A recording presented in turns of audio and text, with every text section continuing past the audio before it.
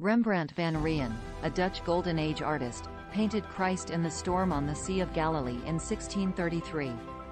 It is one of Rembrandt's largest and earliest paintings and is categorized as a historical painting. It was bought by Bernard Berenson in 1869 for Isabella Stewart Gardner and was on exhibit at the Boston Museum until it was stolen in 1990. It is still missing. The biblical scene, as reported in the 4th chapter of the Gospel of Mark, in which Jesus calmed the storm on the Sea of Galilee, is depicted in the artwork. It is the Lone Seascape by Rembrandt.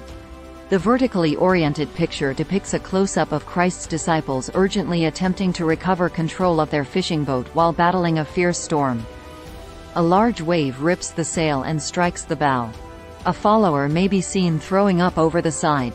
Another one is a self-portrait of the artist, who is facing the audience directly. Only the image of Christ on the right is serene.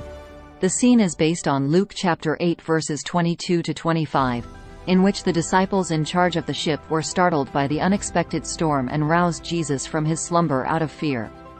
One of the more accurate renderings of the incident is Rembrandt's. The perspective is dropped so that the sky takes up more area than the sea, yet Christ, the boat, and its crew continue to be the painting's main focus points. The ship resembles a hooker, a fishing boat used in the North Sea.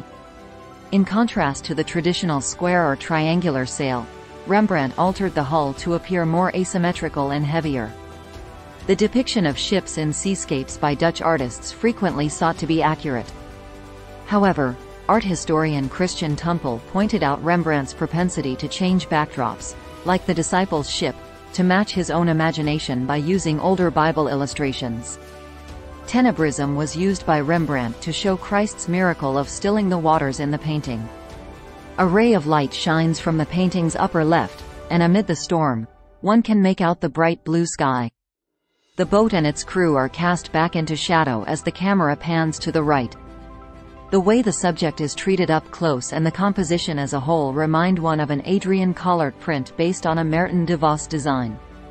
The image was part of the 12-part work Vita, Passio et Resurrectio Iesv Christ, which Jan and Raphael Sadeler released in Antwerp in 1583.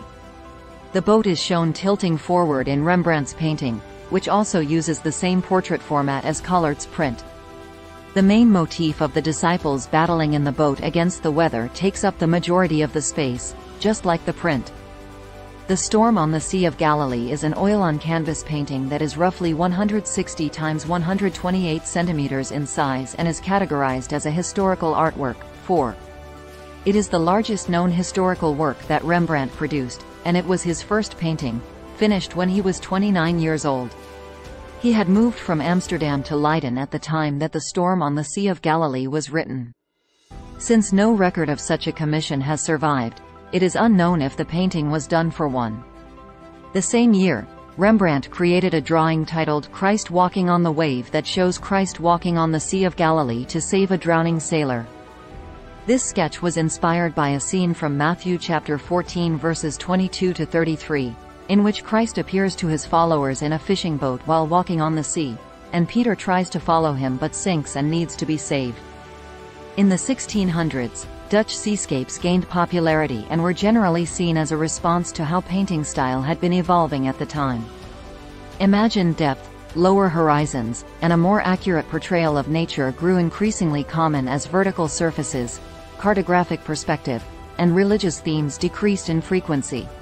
This transformation, according to visual artist Alan Sekula, was brought about by 4 social developments in Dutch society: a growth in trade, maritime conflicts, the adoption of navigational and cartographic skills into Dutch culture, and the use of political and marine themes in art. Following the conclusion of the 80 Years' War with Spain, the Netherlands started to become a new global power. The development of the Dutch West India Company and the Dutch East India Company led to the naval trade becoming a significant new component of Dutch life, and the popularity of seascapes increased. These paintings were categorized as seascape scenes, ship portraits, or naval conflicts. Religious themes were frequently included into seascape paintings, as Rembrandt had done with The Storm on the Sea of Galilee. Isabella Stewart Gardner acquired The Storm on the Sea of Galilee in 1898 from the art dealers Asher Wertheimer and Kolnaghi and Company for $6,000, equivalent to $211,056 in 2022, who having acquired it from Henry Francis Pelham Clinton Hope earlier in the year. Tijman Jacobs Hinlopen, also known as Tijman, a manager of the Dutch and Whaling Company of Noordzee Company, is the first owner documented on the provenance. In 1644, when it was still known as a painting of St. Peter's ship, he bought The Storm on the Sea of Galilee. The art critic and art historian Bernard Berenson managed the sale. Gardner did not buy the picture directly. Although it is unknown when Gardner and Berenson first met, they forged a close relationship that allowed Berenson to support Gardner's acquisitions, including The Rape of Europa in 1896. Gardner's public collection was established with Berenson's help, and the two frequently corresponded about the procedure. The Storm on the Sea of Galilee was hung in the area Gardner referred to as the Dutch Room after Gardner bought the artwork. The artwork was added to a collection that already had the concert by Johannes Vermeer and a self-portrait by Rembrandt. The Storm on the Sea of Galilee stayed in this room until 1990, when burglars broke into the Gardner Museum and cut the painting from its frame. The greatest art robbery in American history occurred on March 18, 1990, when two thieves entered the museum dressed as police officials and stole The Storm on the Sea of Galilee and 12 other pieces. The robbery has not been uncovered. The FBI declared on March 18, 2013, that it had identified the criminal. However, no one has been taken into custody, and the inquiry is still ongoing. This painting was depicted in the Bible of Luke chapter 8 verses 22-25, King James Version 22. Now it came to pass on a certain day, that he went into a ship with his disciples. And he said unto them, Let us go over unto the other side of the lake. And they launched forth. 23 But as they sailed he fell asleep, and there came down a storm of wind on the lake, and they were filled with water, and were in jeopardy. 24 And they came to him, and awoke him, saying, Master, Master, we perish. Then he arose, and rebuked the wind and the raging of the water. And they ceased, and there was a calm. 25 And he said unto them, Where is your faith? And they being afraid wondered, saying one to another, What manner of man is this? For he commandeth even the winds and water, and they obey him. The Storm on the Sea of Galilee, 1633.